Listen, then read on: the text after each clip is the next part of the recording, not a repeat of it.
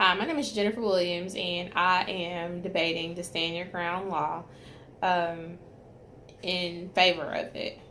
This law is also sometimes called the line in the sand or the no duty retreat. This law establishes a right by which a person may defend oneself or others against threats, perceived threats, or even to a point of applying lethal force, regardless of whether safety retreating from the situation might be possible. This law gives people the right to protect themselves and not become victims.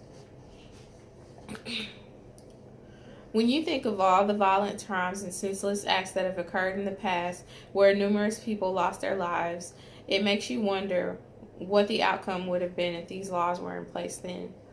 It is important for citizens to be able to protect themselves as well as others who are in danger. Times have changed drastically and crime has gotten out of control here lately. These laws are extremely important to have in this day and age.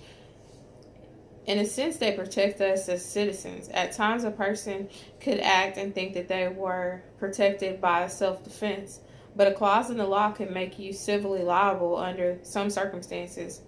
This is the exact reason why these laws are needed. Without these laws, the law requires people who believe they are in serious jeopardy to stop and assess whether it's safe to flee before defending themselves.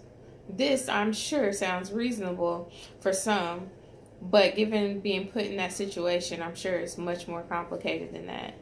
When victims are faced with split-ended decisions, whether to defend themselves or their families from violent acts, the law should be very clear, empowering them to take action.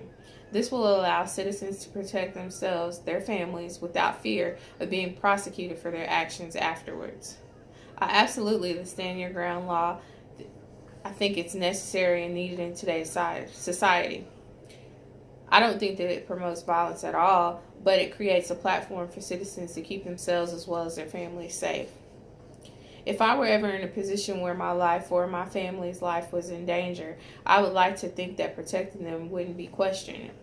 I would hate to fall victim and our lives be the cost paid for not being prepared or taking action. No, I absolutely wouldn't intentionally kill someone or take their life purposely. I think that I would struggle really hard if that were the case, and that's what happened to the point to where that was what took place. But I think that I would struggle even harder and have a harder time if my husband or my daughter's life was taken and I done nothing, and I could have. I'm sorry, but our lives and peace to live are just as important.